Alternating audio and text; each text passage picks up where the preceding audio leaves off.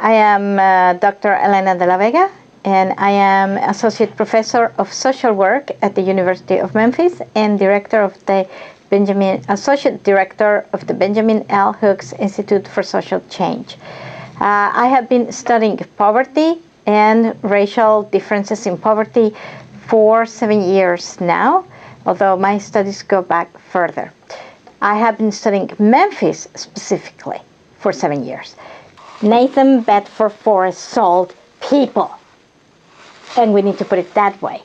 And I am all for showing the ugly aspects of history in a museum and in a history book. I'm also for accurate and honest history.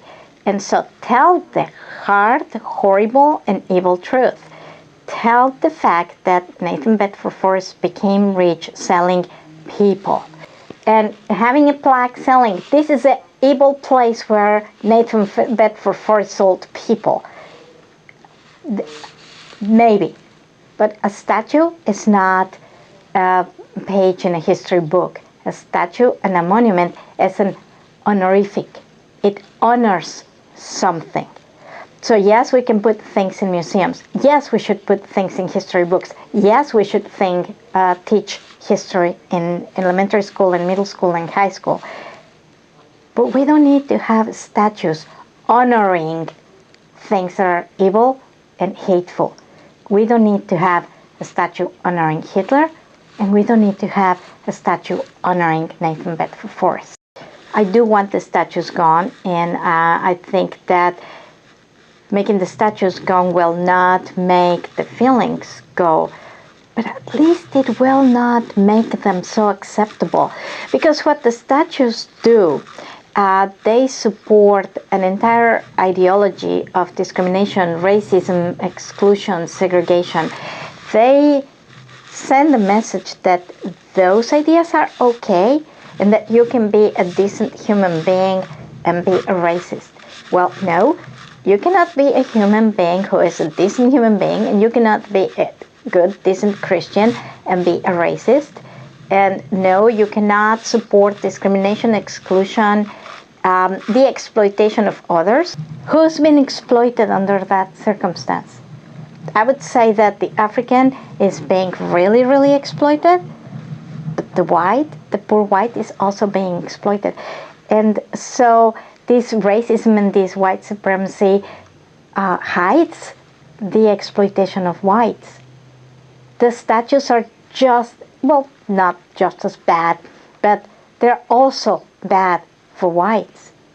When you're a white who is poor, you need to join African American brothers and sisters in the fight for justice, not oppose them in white supremacist rallies.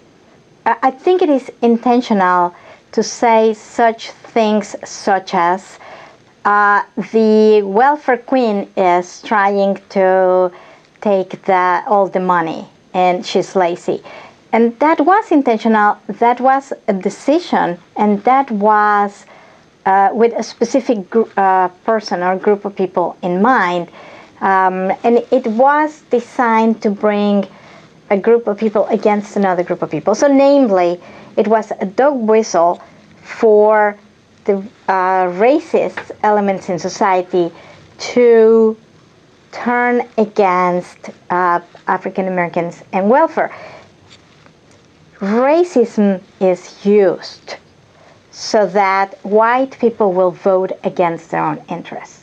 And so we go back to this white privilege. White privilege is really damaging to poor white people. This dehumanization has happened for such a long time that we have to remember that we're all people and we're all in this together. Skin color is only skin deep. And this is, that's why I find it so shocking and so disturbing when people say, let's make America white again. Or they talk about protecting white people. And why don't we have White History Month? Well, because 11 months out of the year are White History Month. Instead of recognizing our common humanity and our common cause with Black and brown people, and recognizing that unless we unite and unless we create a society in which we can all thrive, we're all going to, nobody's going to thrive. Actually, very, very few are going to thrive, that 1%. It divides people. That divide and conquer strategy that is so evident in the Willie Lynch speech. And if anybody doesn't know the Willie Lynch speech, I recommend that you Google it and just read it. It's very short, but in fact, how do you prevent the workers in a plantation from coming together and actually uniting against the slave owner? Well, you divide them. You divide them by where they come from and by religion and by shade of skin and all those things. And so this is what's happening today. Instead of working together towards healthcare, working together towards decent wages, we are so divided. And white privilege supports that division. We don't recognize the importance of working and being with our Black brothers and sisters. And so instead of saying, let's all work together so that we can have decent wages, and yes, slavery is wrong, we have a bunch of white people who hold on to the idea that I'm white and therefore I'm better, and they're kind of complicit in their own exploitation. They're complicit in their own exploitation, and they're complicit in the exploitation of others. So while Memphis has a poverty rate for a city with more than 1 million people that is the highest in the country, this is much higher among African Americans. In a study I did for the Civil Rights Museum, where I looked at education gains, and I noticed that African American education has increased. Educational attainment has increased in 1,500%. 1,500% over the past 50 years. But wages have not increased. Wages remain stagnant at 50%. Wages for African Americans remain stagnant at 50% of wages for whites over the same 50-year period. So how can we have gains in education of such tremendous magnitude and we do not have the accompanying gains in salary and income? And so we do have a wealth gap, we have a power gap. The most important thing that I would take out of the 50 years report is that even though African Americans have taken advantage of every opportunity afforded to them, and they have made tremendous gains in education, and they have made tremendous gains in getting white-collar jobs, and every advantage, they've taken advantage of every advantage afforded to them, they continue to be discriminated against, paid less, segregated, and excluded. And that is what is driving the poverty in Memphis. Pretty much 1 out of 2 African American children is living in poverty. We know that poverty is one of those really important adverse childhood experiences that has lifelong effects, results in trauma, results in lower cognitive capacity, lower growth, lower ability to deal with life's problems. And it's all this trauma created by poverty. And so what we're looking at is that 50% of African American children in a city that is 50% African American, so what, 25% of the population in the future are going to have experienced trauma? How can we live like that? And what's not acceptable is that this is self-inflicted trauma. Because we can, as a society, provide the supports that are needed so that nobody has to live in poverty. And those things are living wages and having healthcare, universal healthcare, and having a good public transportation infrastructure that everybody can use. Let's do those things. And we are not going to have poverty anymore. We don't need to give people a handout. What we can, when all we need to do is create a structure for society in which people can help themselves. We always talk about the bootstraps, lift themselves by the bootstraps, but there are no bootstraps. We need bootstraps. You don't have bootstraps if you don't have boots. Exactly. You need the boots. We need the boots. That's all we need. Let's have the boots. And then people can do for themselves. Not having a place to sleep and having parents who are working 2 jobs and are so stressed out that they don't have time for the children. And you know, a child doesn't understand why they can't have a toy or why Santa Claus didn't bring them what they want. Imagine how horrible it is that you behave well all year because you believe in this myth that Santa Claus is going to reward you because you were a good kid, and then you don't get anything, and you see that rich brat got everything. What's the lesson we're sending poor children? And I wouldn't be surprised if the poor children said, behave well. Why? This is a lie. These are all lies. Why would I want to behave well? I don't get anything out of it.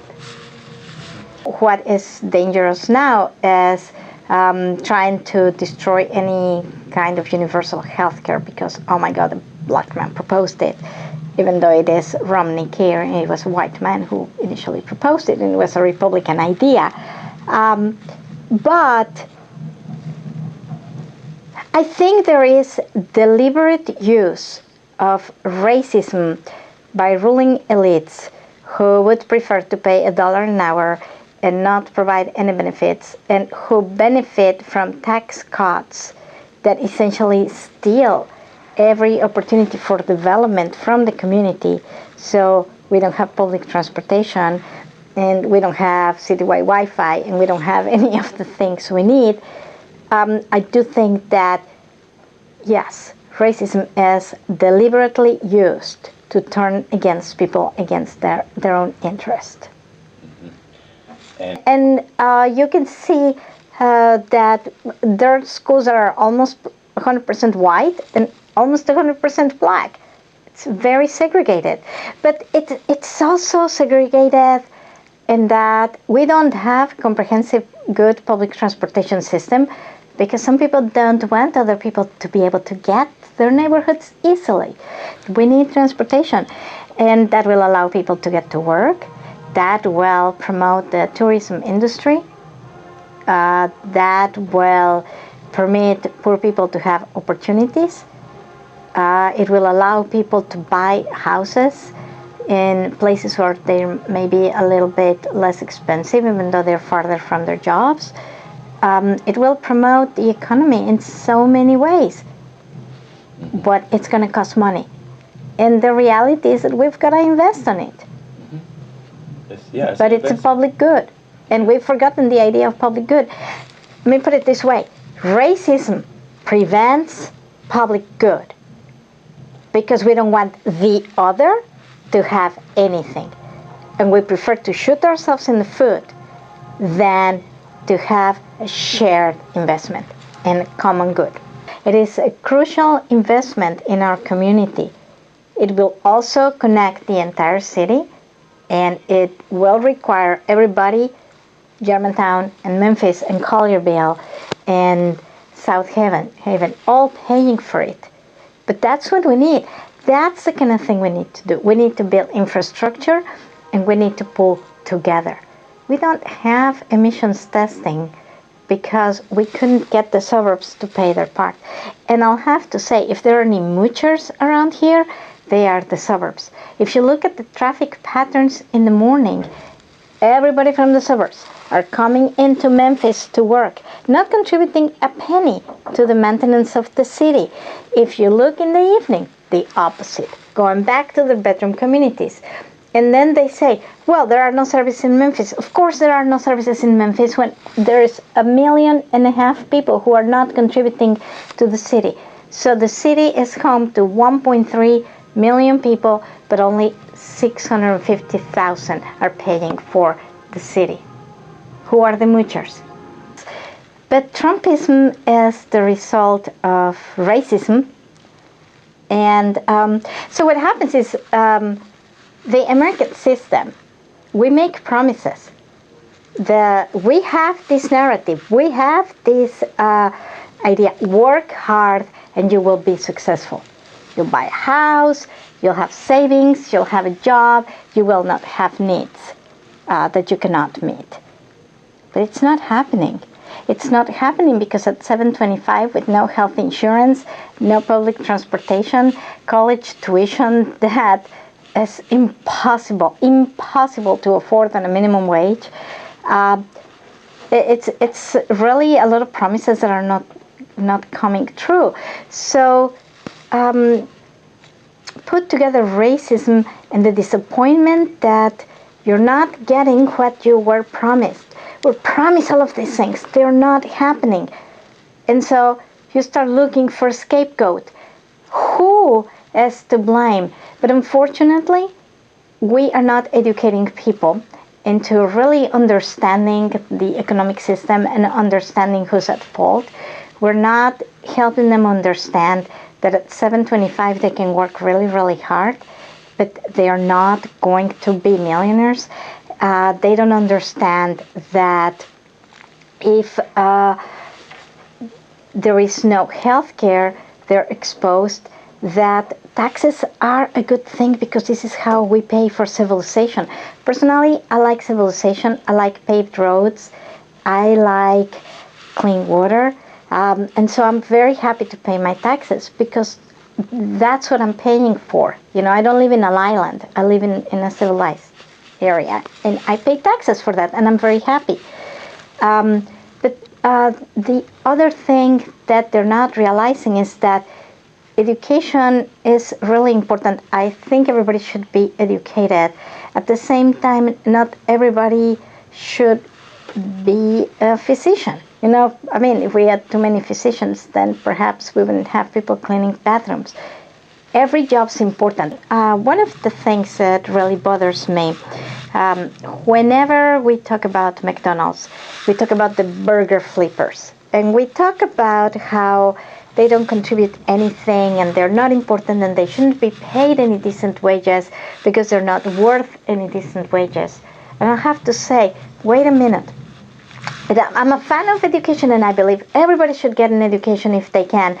But I also think that sometimes that distracts us from the real issue. And the real issue is that if somebody's working, they need to be paid a decent wage. The McDonald's worker, who is the burger flipper, is actually contributing everything I want from McDonald's.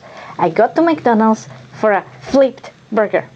The one person who is adding value to the enterprise is the burger flipper, and it's the one person who is getting paid the least. How does that make sense? Everything we have, these pair of glasses, that was made by somebody, and yet the one person who is not respected is the person who put the labor in making these glasses. Maybe in China. I hope not in China. I try not to buy things made in China. I try to buy things made in the United States because as miserable as our minimum wage is, it's much more miserable in China. So that's the other problem. We look at the immigrants who are stealing our jobs. Right. No, they're not stealing our jobs.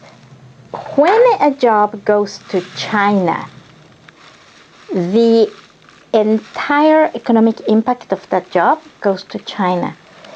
When an immigrant comes here or a person comes here to work, that person then becomes a consumer in this society. By becoming a consumer in this society, that person is creating other jobs. When we're all in the community and we all participate in the economy, a job cannot be stolen, because a person who has a job then goes and buys things from others in the community, thereby creating other jobs. When the job goes to China, those jobs are not created here. Today's wages and economic system is equivalent to modern day slavery in that workers are they're obligated by their economic circumstances. They're obligated by their hunger and by their need to pay rent. So we say, well, they are not held in bondage. Well, perhaps they're not held in bondage by a chain. People are not held in bondage maybe by a gun, but they are held in bondage by hunger, and they are held in bondage by the need to feed their children. We do not have the support for workers to really try to find a good job. And so when we don't have the opportunity for workers to find a job that pays a living wage, we're essentially, the circumstances are forcing them into modern day slavery. The minimum wage does prevent the most egregious aspects of it, because the minimum wage creates a floor below which salaries cannot fall. So at this moment, $7.25 is pretty bad, but $7.25 is a lot nicer than what some people would pay if they could get away with it. People would accept $1 an hour. People would accept as little as they have to sometimes, because they're desperate. If they have to feed their children, they'll accept as little as possible. What we've seen in other countries is that unemployment benefits are almost as a full-time wage, and they last for a very long time. This allows people the freedom to actually look for a job that pays a decent wage. But when we don't have any of those protections in place, then people are in fact in modern day slavery. And it is simply this wage slavery created by hunger, by desperation, by lack of opportunity. The idea that the job creator is this big corporation, no. The job creator, I am the job creator every time I go buy a cup of coffee or I buy a cake, and you are the job creator, and any person who buys a new car is a job creator. So there's tremendous ignorance about how the economy works. There is tremendous ignorance about who the job creators are, and there is greater and greater ignorance because I think we've worked systematically to destroy the educational system, where truth is not truth, opinion is more important than evidence, science is not respected. You know, the 20th century was created on science. We didn't get to the moon on opinions. We got to the moon on solid science. And it is time that we start recognizing that there is such a thing as truth, and there is such a thing as lies. And science is right except when we prove it wrong and then we change our minds. And I would like to talk about something that's very specific to Memphis. And is the fact that our economy and our jobs tend to be very seasonal. What delivery companies and corporations depend on is a very large number of unemployed workers who have no opportunity but to take the miserable job that is offered 2 months out of the year so that they can make deliveries in December. But that requires a large number of desperate people who are otherwise unemployed during the year. I am not going to go take a job with a delivery company just for December. You're not going to go take a job with a delivery company just for December. It's somebody who is otherwise unemployed and desperate who is going to take that job just for December. The business model requires a large number of unemployed people in order to exist. And that is discriminatory practices. Why do we allow companies to offer jobs for only 2 months out of the year with no benefits? And then we complain because those workers need social assistance and what we call welfare benefits. Well, of course they do. They need them to survive 10 months out of the year. Otherwise, they die. We don't want them to die. We want them to almost die, but not quite die, because then we can't hire them 2 months out of the year. And what we need to do is really to support more small businesses where people support each other. Why isn't the city not putting money? Why isn't the city putting money in microloans so that we can have all of these small businesses and really support each other? And that would be a much better solution.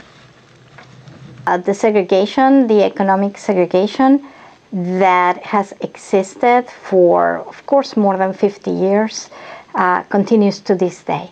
And it is not acceptable to continue having such economic exclusion and such economic segregation. I believe that Memphis is the poorest large metropolitan area in the country because we are segregated, because we are still denying opportunities and excluding 50% of our brothers and sisters and our citizens. And when we recognize that we need to work together and we need to create opportunity for everyone, that's when Memphis is not going to be the poorest city in the country. We have great weather. We have the best water in the country, if not in the world. We have fantastic food. We have natural beauty anywhere you look. We have the cleanest region of the air. Every time you fly into Memphis, what a pleasure to see blue and green instead of the gray or brown that you see flying in other areas. We have fantastic people. And individually, everybody's nice. We need to start thinking of us as a community and stop the segregation and the discrimination. We need to think public transportation that is comprehensive. And I'm going to say this. We need to stop thinking of Germantown and Collierville and Bartlett as not Memphis. We need to all think of Memphis, pay and contribute towards Memphis, and pull together as Memphis. When we do, we're not going to be the poorest city anymore. But unless we work together, we're going to think